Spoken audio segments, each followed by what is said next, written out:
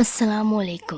آج کی ویڈیو میں ہم آپ سے شیئر کریں گے ایک انتہائی دلچسپ اور حیران کن ہتھیلی پہ سرسوں جمانے والی جیل بریک سٹوری، جس میں تھرل، معمے، ناممکنات میں ممکن، عجوبے، ضرورت ایجاد کی ماں والے عملی نمونے، حتیٰ کہ ایسی حیران کن سچویشنز کے مجرم سے بھی ہمدردی ہونے لگے۔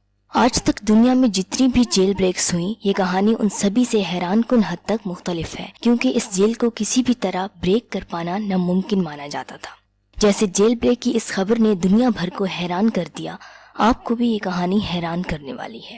اس کہانی سے جڑے ایسے عجیب و غریب راز بھی آپ جانیں گے جو آج تک دنیا کی ٹاپ انویسٹیگیٹو ایجنسیوں کے لیے بھی معمہ بنے ہوئے ہیں۔ تو ہم بات کر رہے ہیں دنیا کی سب سے خطرناک اور محفوظ ترین جیل الکیٹرس کی، جو امریکی ریاست کیلیفورنیا کے شہر سان فرانسسکو سے قریب 2 کلومیٹر دور سمندر کے درمیان موجود ایک 22 ایکڑ کے جزیرے پر بنی ہوئی ہے۔ یہ جیل 1910 میں بنائی گئی تھی، جو شروع میں US آرمی کے زیر استعمال تھی۔ تاہم 1933 میں جب آرمی نے یہ جیل خالی کر دی تو امریکی جسٹس ڈپارٹمنٹ نے اسے فیڈرل بیورو آف پریزنز کے حوالے کر دیا۔ یہ جیل ایسے گینگسٹرز اور قیدیوں کے لیے بنائی گئی تھی جو یا تو بہت زیادہ خطرناک، خونخوار تھے، یا پھر ایسے قیدی جو پہلے جیل توڑ کر بھاگنے کا ریکارڈ رکھتے تھے۔ اس جیل کو دنیا کی خطرناک ترین جیل اس لیے بھی کہا جاتا ہے کہ جو بھی اس جیل سے بھاگنے کی کوشش کرتا یا تو پکڑا جاتا یا پھر مارا جاتا تھا، یعنی بھاگ نکلنے کا آپشن لگ بھگ 0 تھا، کیونکہ یہاں پر گارڈز کے لیے حکم تھا کہ جو بھی بھاگتا نظر آئے اسے سیدھا شوٹ کر دیا جائے۔ دوسری طرف بالفرض اگر کوئی کسی طرح گارڈز کی نظروں سے بچ کر نکل بھی جاتا تو بھی کوئی فائدہ نہیں تھا، کیونکہ چاروں طرف خون جما دینے والا ٹھنڈا، بھری لہروں والا گہرا سمندر ہے، جس میں اترنا خودکشی کے جیسا ہی ہے، کیونکہ اس پانی میں 20 منٹ سے زیادہ زندہ رہنا ناممکن تھا۔ اس لیے الکیٹرس جیل اسکیپ پروف جیل کہلاتی تھی، مطلب ایسی جیل جہاں سے بھاگ نکلنا ناممکن ہو۔ تو یہ تو تھا اس جیل کا تعارف۔ اب بات کرتے ہیں مذکورہ جیل بریک سٹوری کے مین کرداروں کی۔ اس کہانی کے 4 مین کردار ہیں۔ پہلا، فرینک لی موریس۔ فرینک لی موریس بچپن سے ہی مجرمانہ ذہن کا مالک تھا، جس نے زندگی کا پہلا جرم 13 سال کی عمر میں کیا تھا، اور جو بڑا ہوتا گیا اس کے جرائم بھی بڑھتے ہی گئے۔ اسے ایک دفعہ جب بینک لوٹنے کے جرم میں پکڑا گیا اور لوزیانہ جیل بھیج دیا گیا تو وہ جلد ہی جیل توڑ کر بھاگ گیا۔ تاہم قریب 1 سال بعد اسے دوبارہ گرفتار کر لیا گیا اور 20 جنوری 1960 کے دن اسے الکیٹرس جیل بھیج دیا گیا۔ الکیٹرس جیل میں اس کی ملاقات وہاں قید ایلن ویسٹ نامی قیدی سے ہوئی، جو ہماری اس سٹوری کا دوسرا کردار ہے۔ ایلن ویسٹ کو کار چوری کے جرم میں پہلے فلوریڈا جیل بھیجا گیا تھا، تاہم اس نے وہاں سے بھاگنے کی کوشش کی تو 1957 میں اسے الکیٹرس جیل بھیج دیا گیا۔ فرینک موریس ایلن ویسٹ کو پہلے سے ہی جانتا تھا، کیونکہ قید کے دوران پہلے بھی فلوریڈا جیل میں ان کی ملاقات ہو چکی تھی۔ اس کے بعد 14 اکتوبر 1960 کو اس کہانی کے تیسرے کردار جان اینگلن جیل میں پہنچے، اور پھر 10 جنوری 1961 کو کلیرنس اینگلن اس جیل میں منتقل کیے گئے، جو اس سٹوری کا چوتھا کردار ہے۔ جان اینگلن اور کلیرنس اینگلن سگے بھائی تھے، جنہیں بینک رابری کے جرم میں قید کے دوران اٹلانٹا جیل توڑ کر بھاگنے کی کوشش کے جرم میں الکیٹرس جیل ٹرانسفر کیا گیا تھا، اور اتفاق سے یہ دونوں بھائی بھی فلوریڈا جیل میں ایلن اور موریس سے مل چکے تھے، اور اکٹھے رہنے کی وجہ سے یہ چاروں ایک دوسرے سے اچھی طرح واقف تھے۔ یہ تو آپ نے سن ہی رکھا ہوگا کہ کلاس فیلوز اور جیل فیلوز اکثر اچھے دوست ثابت ہوتے ہیں، اور جب جیل میں کوئی پہلے سے واقف مل جائے تو قدرتی بات ہے کہ خوشی بھی ہوتی ہے اور وقت کاٹنا بھی آسان ہو جاتا ہے۔ تاہم چونکہ یہ چاروں مختلف اوقات میں جیل پہنچے تھے تو اینگلن برادران اور ایلن ویسٹ کو جو سیل الاٹ ہوئے وہ تو اتفاقاً ایک ہی بلاک یعنی بی بلاک میں تھے، مگر فرینک موریس کا سیل الگ بلاک میں تھا۔ اس لیے فرینک موریس ان سے تب ہی مل پاتا جب جیل کے ٹائم ٹیبل کے حساب سے کھانا کھانے یا دوسرے کاموں کے لیے سبھی قیدی باہر آتے۔ اسی مسئلے کے حل کے لیے فرینک موریس نے ستمبر 1961 میں اپنا سیل بی بلاک میں بدلنے کے لیے جیل حکام سے درخواست کی، جو قبول کر لی گئی، اور یوں فرینک موریس کو بی بلاک میں ایلن ویسٹ کے ساتھ والے سیل میں شفٹ کر دیا گیا۔ اب ان چاروں کو ایک ہی بلاک میں ہونے کی وجہ سے ایک دوسرے سے بات چیت کرنے کا موقع مل جاتا۔ الکیٹرس جیل میں ہر ایک قیدی کو الگ الگ سیل میں رکھا جاتا تھا، جبکہ ایک دن میں 13 دفعہ تمام قیدیوں کی گنتی کی جاتی تھی۔ گو کہ اس جیل کے رولز اور سیکیورٹی بہت سخت تھی، تاہم قیدیوں کو مختلف سہولیات بھی دی جاتی تھی، جیسے کسی کو پینٹنگ کا شوق ہو تو وہ پینٹنگ کر سکتا تھا، کسی کو پڑھنے سے دلچسپی ہو تو لائبریری میں ہزاروں کتابیں موجود تھیں، اور میوزک کا شوق رکھنے والوں کے لیے میوزک انسٹرومنٹس مہیا کیے گئے تھے۔ اس کے علاوہ جیل ہی میں روزانہ رات کو 1 سے 1.5 گھنٹے کا میوزک پروگرام بھی ہوتا تھا، جس میں میوزک کا شوق رکھنے والے قیدی اپنے اپنے فن کا مظاہرہ کرتے تھے۔ فرینک مورس کو بھی میوزک کا شوق تھا، جس کے لیے اس نے کنسرٹینا لے رکھا تھا جسے وہ میوزک ٹائم میں بجایا کرتا۔ یہ تو آپ جانتے ہی ہوں گے کہ جیل میں قیدیوں سے مختلف کام بھی کروائے جاتے ہیں تاکہ وہ بور نہ ہوں، مصروف بھی رہیں اور کچھ کما بھی سکیں۔ تو اس کہانی کے کرداروں میں سے بھی فرینک مورس کو لائبریری میں کام دیا گیا، کلیرنس اینگلن کو قیدیوں کے بال کاٹنے کا کام مل گیا، اور ایلن ویسٹ کے ذمے پورے بی بلاک کی صفائی اور رنگ و روغن کی ذمہ داری لگا دی گئی۔ ایک روز جب ایلن ویسٹ بی بلاک کے اوپر صفائی کر رہا تھا تو وہاں سے کافی زیادہ دھول مٹی نیچے گرنے لگی، تو گارڈز نے اسے نیچے بلا کر بتایا کہ ٹھیک سے کام کرو، مٹی نہ اڑاؤ۔ تو اس نے جواب دیا کہ جب صفائی کروں گا، جھاڑو لگاؤں گا تو دھول مٹی کا اڑنا تو قدرتی بات ہے، اس میں میرا کیا قصور؟ ہاں، یہ ہو سکتا ہے کہ یہاں پر پردہ لگا دیا جائے تاکہ دھول مٹی نیچے کی طرف نہ آنے پائے۔ جس پر گارڈز نے جیل حکام سے پردے کی درخواست کی تو حکام نے پردہ لگانے کی اجازت دے دی۔ یوں اوپر صفائی کے وقت دھول مٹی نیچے گرنا بند ہو گئی۔ اسی طرح وقت گزرتا رہا، حتیٰ کہ 12 جون 1962 آ گیا۔ صبح 7:15 بجے روز کی طرح قیدیوں کو اٹھانے کے لیے الارم بجایا جاتا ہے، پھر روز کی طرح سارے قیدیوں کی گنتی شروع ہوتی ہے۔ گارڈز گنتی کرتے ایلن ویسٹ کے سیل کے پاس پہنچتے ہیں تو ایلن ویسٹ اٹھ کر روٹین کے مطابق اپنے سیل کے اندر کھڑا ہوتا ہے۔ گارڈز اگلے سیل کی جانب بڑھتے ہیں جو کہ فرینک مورس کا تھا، تو وہ دیکھتے ہیں کہ فرینک مورس تو ابھی تک سو رہا ہے، تو گارڈز اسے اٹھانے کے لیے پکارتے ہیں مگر وہ نہیں اٹھتا۔ وہ اسے بار بار پکارتے ہیں مگر مورس پھر بھی نہیں اٹھتا۔ تاہم گارڈ غصے میں اپنا ہاتھ سیل کے اندر کر کے مورس کے سر پر مارتا ہے تو مورس کا سر لڑک کر بستر سے نیچے گر جاتا ہے، اور گارڈ ایک بار تو اس ناگہانی سچویشن پر ڈر کے پیچھے ہٹ جاتا ہے۔ پھر جب وہ دھیان سے مورس کے سر کو دیکھتا ہے تو اسے کچھ گڑبڑ لگتی ہے۔ وہ اندر جا کر اسے قریب سے دیکھ کر چونک جاتا ہے، کیونکہ اس کے سامنے جو سر پڑا تھا وہ کوئی اصلی سر نہیں تھا بلکہ سر کی ڈمی یعنی پتلا تھا۔ یہ دیکھتے ہی گارڈ سیٹی بجاتا ہے اور باقی کے بھی سارے گارڈز وہاں اکٹھے ہو جاتے ہیں، اور جب وہ دوسرے سیلز کو بھی چیک کرتے ہیں تو 2 مزید سیلز میں بھی قیدی ابھی تک سو رہے ہوتے ہیں۔ ان کے سروں کو بھی جب ہلایا جاتا ہے تو وہ بھی نقلی سر نکلتے ہیں۔ یہ دونوں سیل اینگلن برادرز کے تھے۔ گارڈ سمجھ جاتے ہیں کہ ہو نہ ہو فرینک مورس اور اینگلن برادرز جیل توڑ کر بھاگ گئے ہیں، اور یوں الکیٹرس جیل کی تاریخ میں پہلی بار ایمرجنسی سائرن بجایا جاتا ہے، اس سے پہلے جسے بجانے کی کبھی نوبت نہیں آئی تھی، کیونکہ کوئی بھی قیدی یہاں سے کبھی بھاگ ہی نہ پایا تھا۔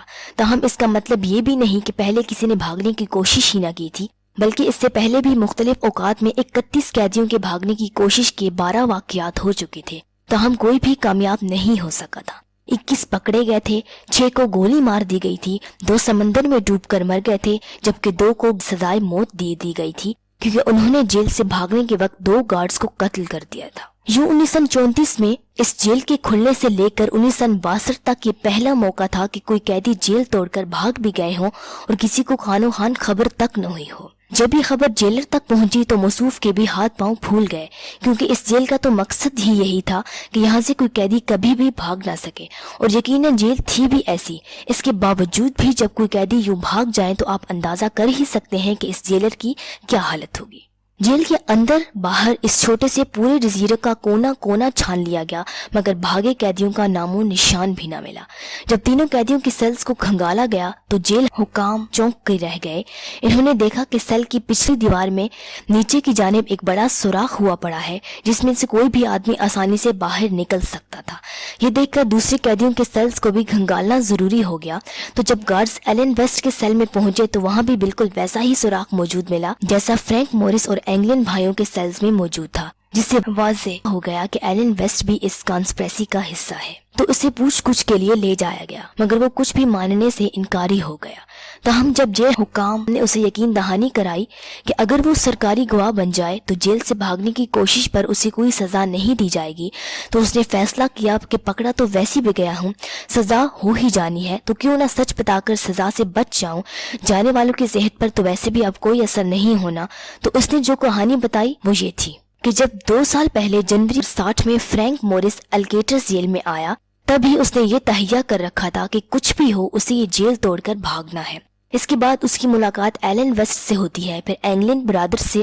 اب مورس چونکہ ایلن ویسٹ، جان اینگلن اور کلیرنس اینگلن کو پہلے ہی سے جانتا تھا تو وہ انہیں بھی اپنا منصوبہ بتاتا ہے اور انہیں بھی اس میں شامل کر لیتا ہے، اور وہ سب مل کر الکیٹرس جیل سے بھاگ نکلنے کا طریقہ ڈھونڈنے لگتے ہیں۔ جیسا کہ آپ پہلے جان چکے ہیں کہ ایلن ویسٹ اپنے بلاک کی صفائی پر مامور تھا، تو اسی صفائی کے دوران اسے بی بلاک کی چھت پر ایک وینٹیلیشن ہول نظر آتا ہے جو سیل نہیں کیا گیا تھا، اور اگر اس میں لگی گرل کسی طرح ہٹا دی جاتی تو وہ لوگ اس ہول کے ذریعے آسانی سے باہر نکل سکتے تھے۔ ایلن یہ ڈسکوری مورس کو بتاتا ہے، مگر یہاں پر مشکل یہ تھی کہ یہ وینٹیلیشن ہول بی بلاک میں تھا اور ایلن اور اینگلن برادرز تو بی بلاک کے ہی گراؤنڈ فلور پر رہ رہے تھے، لیکن مورس کا سیل دوسرے بلاک میں تھا۔ یہی وجہ تھی کہ مورس نے بی بلاک میں شفٹ ہونے کے لیے جیل حکام کو درخواست کی تھی تاکہ وہ وہاں سے بھاگ سکے۔ دسمبر 1961 میں جب مورس کو بھی ایلن ویسٹ کی بغل والے سیل میں شفٹ کر دیا گیا تو اس کے بعد ان چاروں نے آگے کے منصوبے پر کام شروع کیا، جس میں ایک کام تو یہ تھا کہ بی بلاک کے سیل کے اوپر کس طرح سے پہنچا جائے، کیونکہ وہیں سے وہ لوگ چھت پہ موجود وینٹیلیشن ہول تک پہنچ سکتے تھے۔ تاہم اس سب سے پہلے کا مشکل کام یہ تھا کہ سیل سے باہر کیسے آئیں گے۔ ایک طریقہ تو یہ تھا کہ کسی طرح سیل کے جنگلے والے سریوں کو کاٹا جاتا، تاہم وہاں لگے سریے تو اتنے مضبوط تھے کہ انہیں تو آری سے بھی کاٹنا ناممکن تھا، اور اگر کسی طرح وہ سریا کاٹنے میں کامیاب ہو بھی جاتے تو بھی گیلری میں 24 گھنٹے پہرا دیتے گارڈز کی نظروں سے بچنا ناممکن تھا۔ اسی ادھیڑبن میں ایک روز ان کی نظر اپنے سیلز کے عین پچھلی سائڈ پہ موجود تنگ سی گیلری پر پڑی، جس میں کافی سارے پائپس لگے تھے، جن میں قیدیوں کے سیلز میں پانی سپلائی اور ٹوائلٹس والے پائپ شامل تھے۔ تو طے ہوا کہ وہ لوگ انہی پائپس کے ذریعے سیلز کے اوپر جائیں گے، تاہم اس سے پہلے سیل سے نکل کر گیلری تک پہنچنے کا مرحلہ بھی درپیش تھا، جبکہ سیل کے دروازے والی سائڈ سے تو گیلری تک پہنچنا ناممکن تھا کیونکہ 24 گھنٹے گارڈ موجود ہوتے۔ تو لے دے کے سیل کی 8 انچ موٹی پچھلی دیوار ہی بچتی تھی، تو انہوں نے پلان بنایا کہ کسی طرح اس دیوار میں سوراخ نکالا جائے تو وہ بآسانی گیلری میں پہنچ سکتے ہیں، جو کہ عین اسی دیوار کے پیچھے تھی، لیکن بغیر اوزاروں کی اتنی موٹی اور مضبوط کنکریٹ کی دیوار میں سوراخ کرنا بہت مشکل کام تھا۔ تاہم اس کے لیے بھی انہیں ایک سہارا مل گیا۔ اس دیوار کی نچلی طرف ایک 6 بائی 9 انچ کی چھوٹی سی کھڑکی موجود تھی، تو پلان بنا کہ کسی طرح سے اگر وہ اس کھڑکی کا سائز چوڑا کر سکیں تو وہ یہاں سے نکلنے میں کامیاب ہو سکتے ہیں۔ اس کام کے لیے انہوں نے چوری چھپے جیل سے بٹر نائف، چمچ، پرانے ٹوٹے پھوٹے آری کے بلیڈ چرا چرا کر اکٹھے کرنے شروع کیے، جس میں جیل کے دوسرے قیدیوں نے بھی ان کی مدد کی۔ یوں ان ٹوٹے پھوٹے بلیڈوں اور چمچوں کی مدد سے ان چاروں نے اپنے اپنے سیل کی دیوار کو کھرچنا شروع کر دیا، یہاں تک کہ انہوں نے ایک خراب ویکیوم کلینر سے ایک ڈرل مشین تک بنا ڈالی، جس سے وہ دیوار میں سوراخ کرنے لگے۔ تاہم اب مسئلہ یہ تھا کہ جب بھی دیواروں کو کھودنے کا کام کرتے تو ظاہر ہے کہ اس سے آواز بھی پیدا ہوتی۔ اس کا حل یہ نکالا گیا کہ کھدائی کا کام اس وقت کیا جائے جب رات 1-1.5 گھنٹہ میوزک پروگرام ہوتا ہے۔ اس سے یہ ہوتا کہ ان کی دیوار کھودنے کی آواز میوزک کی آواز میں گم ہو جاتی۔ اس طرح سے وہ چاروں کئی مہینے تک روزانہ یہ دیوار کھودتے رہے، مگر اب ڈر تھا کہ اگر کوئی گارڈ کہیں نوٹس کر لے کہ سیل کی دیوار میں کوئی گڑبڑ ہے تو ان کا پلان پکڑا جاتا۔ اس کا حل پہلے تو یہ نکالا کہ دیوار کو کسی چیز سے ڈھک دیا جائے، مگر بعد میں انہوں نے ہو بہو اس کھڑکی کے جیسی گتے کی ایک کھڑکی بنائی اور اسے سیل کی دیوار والے رنگ سے پینٹ کر دیا۔ پینٹ کے حصول میں انہیں کوئی پریشانی ہی نہ تھی، کیونکہ ایلن ہی اپنے پورے بلاک میں پینٹ اور رنگ و روغن کرتا تھا۔ یوں جب وہ دیوار کھودنے لگتے تو گتے کی جعلی کھڑکی ہٹاتے، کھدائی کرتے اور پھر وہ جعلی کھڑکی وہاں فٹ کر دیتے، جو کہ سیل کے باہر سے دیکھنے میں ہو بہو اصلی کھڑکی ہی نظر آتی۔ یوں کئی مہینوں کی محنت سے ایک ایک کر کے ان چاروں نے اپنے اپنے سیل کی کھڑکی کے سوراخ کو اتنا بڑا کر لیا تھا کہ وہ بآسانی اس سے باہر نکل سکتے تھے۔ اب وہ اس سیل سے گیلری میں آ کر پائپ کے ذریعے اوپر بھی چلے جاتے اور وہاں سے چھت کے وینٹیلیشن ہول کے ذریعے چھت پر پہنچ بھی جاتے، مگر آگے کیا کرتے؟ کیونکہ جیل کے چاروں طرف تو خون جماتا ٹھنڈا اور گہرا سمندر تھا، تو اس کے لیے فرینک مورس نے پہلے ہی سے منصوبہ بندی کر رکھی تھی۔ پلان یہ تھا کہ وہ لوگ رین کوٹ کے ذریعے ایک ایسی کشتی بنائیں گے جس میں ہوا بھر کر اس کے ذریعے سمندر کو پار کر سکیں۔ اس کشتی کا آئیڈیا اسے جیل کی لائبریری میں کام کرتے آیا تھا، جہاں اس نے پاپولر میکینکس نامی ایک میگزین دیکھی تھی جس میں رین کوٹ سے لائف جیکٹ اور کشتی بنانے کا طریقہ بتایا گیا تھا۔ تو کشتی اور لائف جیکٹس بنانے کے لیے انہوں نے جیل سے رین کوٹ چرانے شروع کیے۔ اس میں بھی دوسرے قیدیوں نے بھی ان کی مدد کی اور یوں وہ 50 کے قریب رین کوٹ اکٹھے کرنے میں کامیاب ہو گئے۔ جب رین کوٹ چوری کرنے شروع کیے تو پہلا مسئلہ یہ تھا کہ انہیں رکھیں گے کہاں پر اور کشتی کہاں بنائیں گے، کیونکہ سیل میں تو یہ کام ہو نہیں سکتا تھا، کسی نہ کسی گارڈ کی نظر میں آ جاتے۔ تو فیصلہ یہ ہوا کہ یہ کام سیل کے اوپر جو خالی جگہ ہے وہاں پر کریں گے، مگر وہاں پر بھی بالکل سامنے ایک گارڈ 24 گھنٹے موجود ہوتا تھا۔ ایسے میں وہاں پر بھی یہ کام کرتے تو پکڑے جاتے۔ تو پھر سے دماغ لڑائے گئے کہ کیا کیا جائے۔ جیسا کہ آپ کہانی میں پیچھے جان چکے ہیں کہ ایک روز جب ایلن صفائی کر رہا تھا تو دھول مٹی نیچے گرنے لگی تھی۔ دراصل وہ دھول مٹی اس نے سوچے سمجھے منصوبے کے تحت جان بوجھ کر گرائی تھی تاکہ اوپر پردہ لگانے کا جواز بنایا جا سکے، جس میں وہ کامیاب ہوا اور اوپر پردہ لگانے کی اجازت مل گئی تھی، اور اس پردے کے پیچھے اب وہ لوگ آسانی سے اپنا کام کر سکتے تھے۔ اب اگلا مسئلہ یہ تھا کہ اوپر تو پردے سے بچت ہو جائے گی، مگر جب نیچے سے اوپر آئیں گے تو کیا ہوگا، کیونکہ سیلز پر تو 24 گھنٹے پہرا ہوتا تھا۔ کوئی گارڈ دیکھ لیتا کہ وہ غائب ہیں سیل سے تو مسئلہ بن جاتا۔ یہاں پر ذرا ان کی سائنس دیکھیے۔ انہوں نے صابن، ٹوتھ پیسٹ اور مٹی ملا کر نقلی سر بنائے، انہیں خود کے چہروں سے ملتی جلتی شیپ دی، پھر جو قیدی جیل میں پینٹنگ کرتے تھے ان سے سکن کلر لے کر ان سروں کو اپنی اپنی جلد کا سا کلر دیا، مگر یہ پتلے تو گنجے تھے۔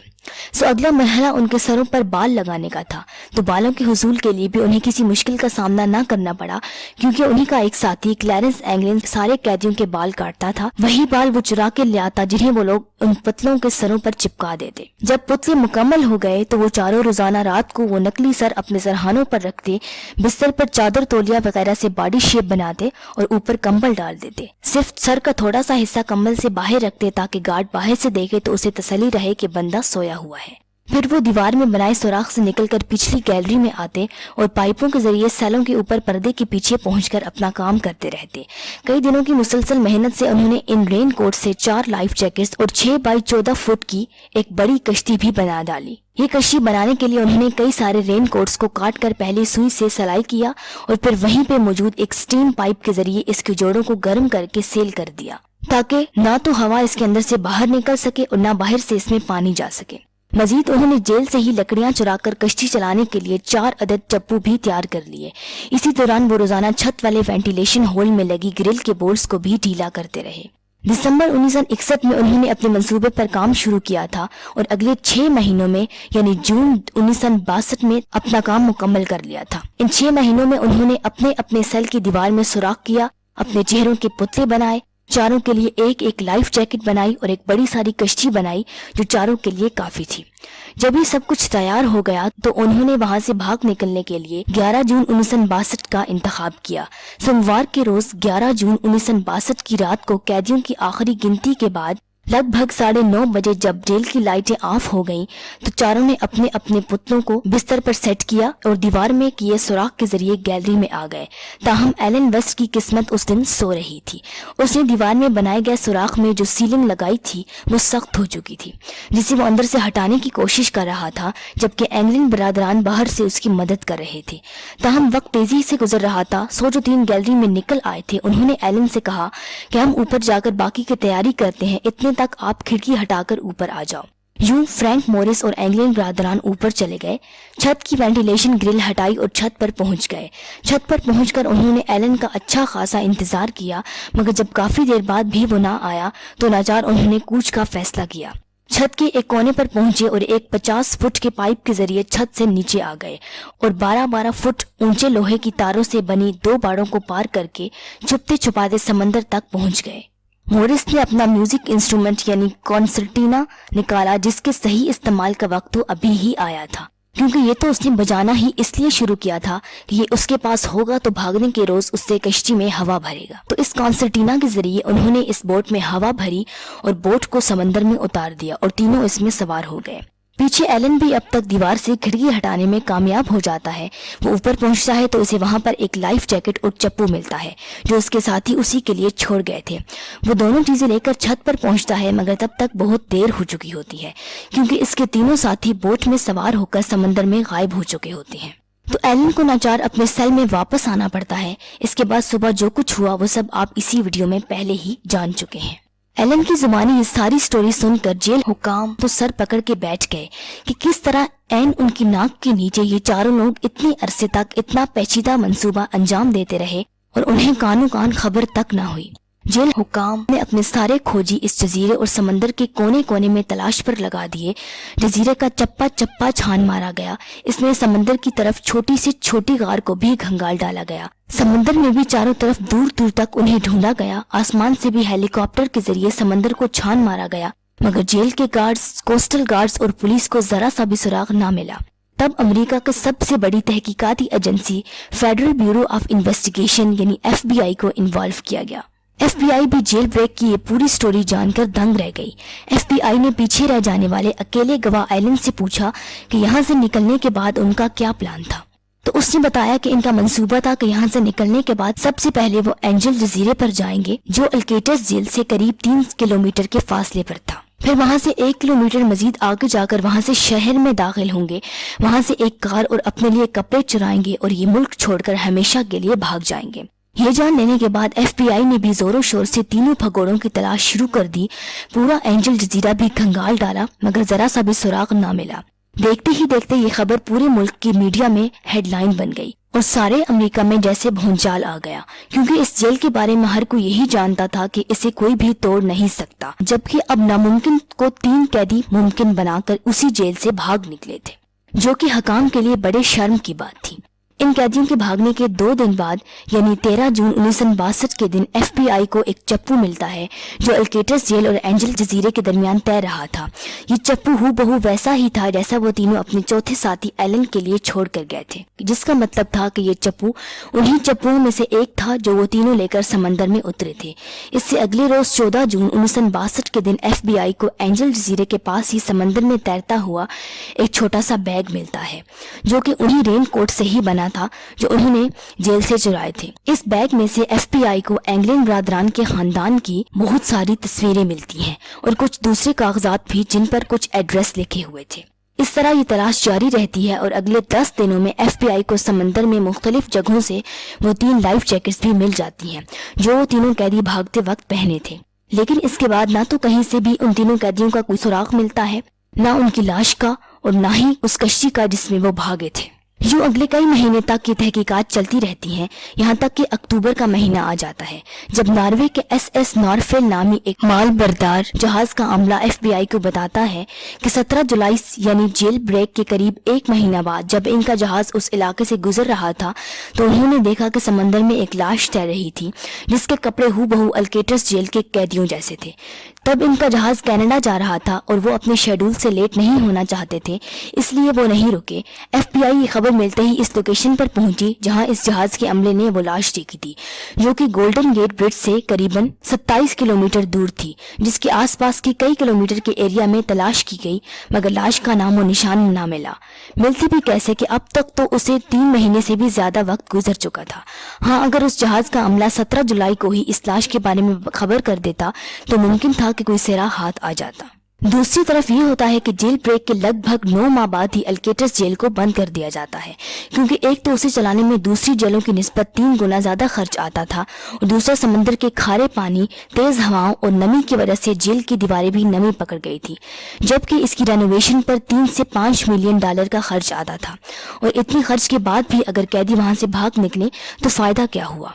इस तनाजुर में अटॉर्नी जनरल रॉबर्ट कैनेडी ने इस जेल को बंद करने के ऑर्डर कर दिए और जो 21 मार्च 1963 को अल्केटस जेल को हमेशा के लिए बंद कर दिया गया और इसके कैदियों को दूसरी जेल में मुंतकिल कर दिया गया।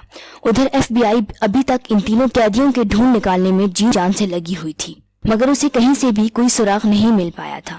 लगभग 3 साल के बाद जनवरी 1965 में FBI को एक बड़ा क्लू मिलता है। FBI को मखबरी मिलती है कि एंगलिन भाइयों को ब्राजील के एक क्लब में देखा गया है। FBI अपनी टीम ब्राजील भेजती है जो कई दिन तक वहां छानबीन करती है मगर कोई सिरा हाथ नहीं आता। इसके बाद अगले कई सालों तक FBI उनकी तलाश में लगी रहती है। एंगलिन ब्रादर और मोरिस के खानदान वालों से भी पूछ-कुछ करती रहती है, इनकी जासूसी करती है, उनके फोन टैप करती है मगर हर बार नाकाम रहता है और FBI को इन तीनों के बारे में कोई सबूत नहीं मिलता। और आखिरकार जेल ब्रेक के वाक़ई के 17 साल बाद 31 दिसंबर 1979 को FBI हार मान लेती है और बगैर सबूत ही ये कहकर केस दाखिले दफ्तर कर देती है कि जेल ब्रेक वाली रात ही तीनों कैदी समंदर में डूबकर मर गए थे, क्योंकि उन्होंने जो कश्ती बनाई थी वो इतनी मजबूत नहीं थी कि समंदर की लहरों को झेल सकती, इसलिए वो तीनों डूब गए होंगे। और अगर इन्होंने तैर कर भी समंदर पार करने की कोशिश की होगी तो भी वो ऐसा नहीं कर सकते थे, क्योंकि समंदर का पानी इतना ज्यादा ठंडा था कि इनका बच निकलना नामुमकिन था। इसके अलावा FBI की दलील ये थी कि एलन के मुताबिक वहां से भागने के बाद उनका प्लान था कि एक कार और कपड़े चुराएंगे, जबकि उस रात वहां पर कहीं भी कोई कार चोरी नहीं हुई थी। इस बुनियाद पर FBI ने ये केस US मार्शल सर्विस को सौंपते हुए अपने यहाँ इस केस को हमेशा के लिए क्लोज कर दिया। تاہم کسی نے بھی FBI کی اس بات پر یقین نہیں کیا کہ بھاگنے کی رات تینوں بھگوڑوں کی موت ہو گئی تھی۔ الٹا دنیا کی اس سب سے بڑی تحقیقاتی ایجنسی کی تحقیقات پر سوال اٹھائے گئے، کیونکہ FBI کو نہ تو تینوں میں سے کسی ایک کی بھی تلاش ملی تھی اور نہ کوئی ایسا دوسرا ثبوت جس سے وہ مردہ ثابت ہوتے۔ الٹا وقتاً فوقتاً ایسے ثبوت دنیا کے سامنے ضرور آتے رہے جس کی وجہ سے کوئی بھی یہ ماننے کو تیار ہی نہ ہوتا کہ جیل بریک کی رات ان تینوں کی موت ہو گئی تھی۔ تو سوال اٹھتا ہے کہ اگر اس رات ان تینوں کی موت نہیں ہوئی تو آخر وہ کہاں گئے، زمین کھا گئی یا آسمان؟ اس کے بارے میں دو تھیوریز ہیں۔ ایک یہ کہ اس رات وہاں سے بھاگنے کے بعد ان تینوں نے بالکل ویسا ہی کیا جیسا کہ ان کے پیچھے رہ جانے والے ساتھی ایلن ویسٹ نے FBI کو بتایا، یعنی وہ لوگ وہاں سے نکل کر پہلے اینجل جزیرے پر گئے، پھر وہاں سے نکل کر شہر میں داخل ہوئے اور وہاں سے ایک کار اور کپڑے چرا کر ہمیشہ کے لیے غائب ہو گئے۔ وہ FBI نے دعویٰ کیا تھا کہ اس رات وہاں سے کوئی کار چرائی نہیں گئی تھی، جو سچ بھی ہو سکتا ہے، مگر ضروری تو نہیں کہ انہوں نے 11 کو ہی چرائی ہو۔ لہٰذا 2011 میں نیشنل جیوگرافک چینل پر نشر ہوئی ایک ڈاکیومنٹری وینشڈ فرام الکیٹرس میں یہ ثابت کیا گیا تھا کہ جس رات کو یہ تینوں جیل سے بھاگے تھے اس سے اگلے روز یعنی 12 جون کو میرین کاؤنٹی سے 1955 ماڈل کی ایک نیلے رنگ کی شیورلیٹ کار چوری ہونے کی رپورٹ درج کروائی گئی تھی۔ اس کے علاوہ FBI کا کہنا تھا کہ سمندر کو اگر کوئی تیر کر پار کرنے کی کوشش کرے گا تو اس کی موت یقینی ہے، کیونکہ اس پانی کا ٹیمپریچر گرمیوں میں بھی 12 ڈگری سے اوپر نہیں جاتا۔ تو FBI کا یہ دعویٰ بھی الکیٹرس جیل بریک کے 1 سال کے اندر ہی غلط ثابت ہو گیا تھا۔ ہوا یوں کہ 1962 میں جب انگلینڈ برادران اور مورس جیل سے بھاگے تو اس کے 6 مہینے بعد ہی جان پال اسکاٹ نام کا ایک اور قیدی بھی اس جیل سے بھاگ نکلا۔ وہ تیر کر ہی سارا سمندر پار کر کے گولڈن گیٹ برج تک پہنچ گیا تھا۔ وہ اسے بعد میں پکڑ لیا گیا تھا اور ٹھنڈے پانی کی وجہ سے اسے ہائپوتھرمیا بھی ہو گیا تھا، لیکن اس کی جان بچ گئی تھی۔ تاہم اس سے یہ بات ثابت ہو جاتی تھی کہ الکیٹرس جیل کے آس پاس کا سمندر تیر کر بھی پار کیا جا سکتا ہے، کیونکہ جان پال اسکاٹ جس کے پاس تن پہ کپڑوں کے سوا کچھ بھی نہ تھا، اس نے جب تیر کر سمندر پار کر لیا تو انگلینڈ برادران اور مورس تو پوری تیاری کر کے نکلے تھے۔ اور بعد میں یہ بھی ثابت ہوا کہ انگلینڈ برادران یعنی جان انگلین اور کلیرنس انگلین دونوں بچپن سے ہی ماہر تیراک تھے۔ دوسری تھیوری کے مطابق وہ تینوں سمندر میں اترنے کے بعد بمشکل 200 یارڈز یعنی 180 میٹر تک ہی اپنی بنائی کشتی پر گئے، جہاں پر پہلے سے ایک اور بوٹ ان کا انتظار کر رہی تھی۔ وہ تینوں اس میں بیٹھے اور ہمیشہ کے لیے امریکہ چھوڑ کر چلے گئے۔ اب آپ سوچ رہے ہوں گے کہ وہ بوٹ 180 میٹر دور ہی کیوں کھڑی تھی؟ تو اس کی وجہ یہ ہے کہ الکیٹرس جیل جس جزیرے پر بنی ہوئی تھی، اس کے چاروں طرف 180 میٹر تک کی حدود میں جیل کی آفیشل بوٹس کے علاوہ کسی بھی بوٹ کے آنے جانے کی اجازت نہیں تھی، اس لیے وہ بوٹ جیل کی 180 میٹر کی حد پر ہی ان تینوں کا انتظار کر رہی تھی۔ اس بوٹ کا انتظام بھی اس جیل میں موجود ایک قیدی نے کروایا تھا، کیونکہ اس جیل میں بڑے بڑے گینگسٹرز اور کرمنل تھے جن کی پہنچ بہت دور تک تھی۔ اس دوسری تھیوری میں کافی دم ہے، کیونکہ 11 جون کی رات کو جب وہ جیل سے بھاگے، یہاں تک کہ ایلن ویسٹ کا زیادہ انتظار بھی نہ کیا اور اس کے بغیر ہی نکل گئے، اس میں اس بات کا اشارہ بھی ہے کہ انہیں جیسے اسی رات کو ہی طے شدہ وقت پر نکلنا تھا، کیونکہ اسی وقت پر ہی سمندر میں ایک بوٹ پہلے سے ہی ان کے انتظار میں موجود ہونا تھی۔ ایسا نہ ہوتا تو کوئی وجہ نہیں بنتی کہ وہ اپنے چوتھے ساتھی کے بغیر ہی وہاں سے نکل کھڑے ہوتے، ایک دن بعد بھی تو نکل سکتے تھے۔ اس کے علاوہ رابرٹ چیچی نام کا ایک پولیس آفیسر جو سان فرانسسکو پولیس ڈپارٹمنٹ میں تھا، اس نے بتایا کہ 11 اور 12 جون 1962 کی آدھی رات کے قریب 1 بجے جب وہ سان فرانسسکو شہر میں سمندر کے پاس ڈیوٹی پر تھا تو اس نے دیکھا کہ ایک بوٹ الکیٹرس جیل سے کچھ دور کھڑی تھی۔ تھوڑی دیر بعد وہ بوٹ وہاں سے چلی اور گولڈن گیٹ برج سے ہوتی ہوئی سمندر میں غائب ہو گئی۔ ان دونوں تھیوریز کے علاوہ بھی تب سے اب تک ایسے بہت سے معاملات ہوئے جو اس بات کی طرف اشارہ کرتے ہیں کہ اس رات وہ تینوں زندہ سلامت بچ نکلنے میں کامیاب ہو گئے تھے۔ جیسے کہ انگلینڈ خاندان کے پاس ہر اہم موقع پر مثلاً کرسمس اور نئے سال کی شروعات پر اشروں تک ایک انجان نام سے مسلسل خط اور مبارکبادیں ملتی رہیں، اسی طرح جب تک ان کی والدہ زندہ رہیں انہیں ہر سال مدرس ڈے پر ایک پھولوں کا گلدستہ باقاعدگی سے ملتا رہا، جس پر نہ بھیجنے والے کا نام ہوتا نہ پتہ۔ اس کے علاوہ 1973 میں جب ان کی والدہ کی وفات ہوئی تو ان کی آخری رسومات میں 2 لمبی چوڑی اجنبی عورتوں کو دیکھا گیا جنہوں نے کافی زیادہ میک اپ کر رکھا تھا۔ انہوں نے وہاں موجود کسی سے بھی کوئی بات نہیں کی اور کچھ دیر کے بعد وہاں سے غائب ہو گئیں۔ اس کے بعد 1980 میں جب انگلینڈ برادران کے والد کی وفات ہوئی تو ان کی آخری رسومات میں بھی 2 لمبی داڑھیوں اور مونچھوں والے اجنبی آدمی ان کے تابوت کے پاس آ کر چند منٹ رونے کے بعد وہاں سے چلے گئے تھے۔ جان اور کلیرنس انگلین کے تیسرے بھائی رابرٹ انگلین کے مطابق ان کی ماں کی آخری رسومات میں آنے والی 2 عورتیں اور ان کے والد کی وفات پر آنے والے 2 اجنبی مرد جان اور کلیرنس انگلین ہی تھے۔ انہوں نے پولیس سے بچنے کے لیے بھیس بدل رکھے تھے۔ ان فیونرلز کے دوران US مارشلز کے کچھ لوگ بھی موجود تھے. انہیں ان پر شک بھی گزرا تھا، مگر اس سے پہلے کہ وہ ان سے کوئی سوال جواب کرتے وہ غائب ہو چکے تھے. اس کے بعد اشرے گزر جاتے ہیں، حتیٰ کہ جنوری 2013 میں سان فرانسسکو پولیس ڈپارٹمنٹ کو ایک خط ملتا ہے جو کہ جان اینگلن نے لکھا تھا. اس نے لکھا تھا کہ اس رات الکیٹس جیل سے بھاگنے کے بعد ہم سبھی صحیح سلامت تھے. ابھی اس کی عمر 83 سال ہو چکی ہے اور اسے کینسر ہو گیا ہے، اور یہ کہ اکتوبر 2008 میں فرینک مورس کی وفات ہو گئی تھی، اور اس کا چھوٹا بھائی کلیرنس اینگلن بھی 2011 میں وفات پا گیا ہے. اور لکھا تھا کہ اگر پولیس میرے کینسر کا علاج کروائے اور مجھے اس جیل بریک کے جرم میں 1 سال سے زیادہ کی سزا نہ دی جائے تو میں سرنڈر کرنے کو تیار ہوں. پولیس نے یہ خط ملنے کے بعد سب سے پہلے تو اس کے فنگر پرنٹس، DNA اور اس کی ہینڈ رائٹنگ کا تجزیہ کرایا، مگر ان رپورٹ سے کوئی حتمی نتیجہ سامنے نہ آ سکا. ایکسپرٹس کا خیال بھی بالکل بچکانہ حد تک عامیانہ سا تھا کہ یہ خط صحیح بھی ہو سکتا ہے اور نہیں بھی. تو اس کے بعد اس خط پر کسی بھی تفتیشی ایجنسی نے کوئی ایکشن نہیں لیا. اس کے 2 سال بعد 2015 میں ہسٹری چینل پر ایک ڈاکیومنٹری نشر ہوئی جس میں فریڈ ریزی نامی ایک شخص نے، جو اینگلن برادرز کا بہت اچھا دوست تھا، بتایا کہ 1975 میں برازیل کے شہر ریو ڈی جنیرو میں ان دونوں بھائیوں سے ملا تھا. ملاقات کے ثبوت کے طور پر اس نے ایک تصویر بھی دکھائی جو ملاقات کے وقت اس نے لی تھی. اس تصویر میں دونوں بھائی ایک کھیت میں کھڑے تھے. اس تصویر کا جب فورینزک ٹیسٹ کروایا گیا تو اس میں بھی کنفرم ہوا کہ یہ تصویر بہت حد تک اینگلن برادرز ہی کی ہے. تاہم چونکہ تصویر میں دونوں بھائیوں نے چشمے لگا رکھے تھے، اس لیے 100% کنفرمیشن مشکل تھی کہ یہ تصویر انہی کی ہے. آج 2022 کا سال چل رہا ہے اور الکیٹس جیل بریک کو 60 سال پورے ہونے کو ہیں، مگر یہ کیس آج بھی پہیلی بنا ہوا ہے.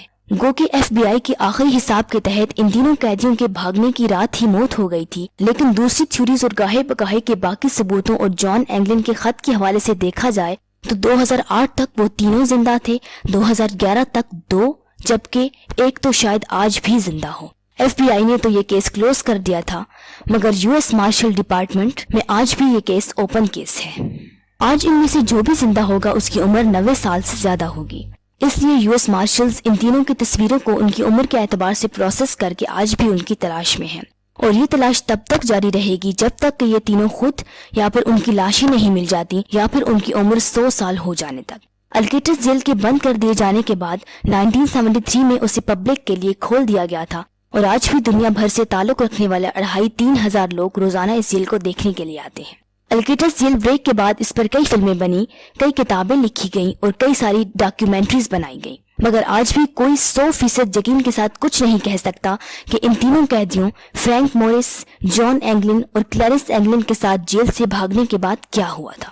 کہانی تھوڑا لمبی ہو گئی، تاہم امید ہے کہ سٹوری آپ کے لیے دلچسپ ضرور رہی ہوگی.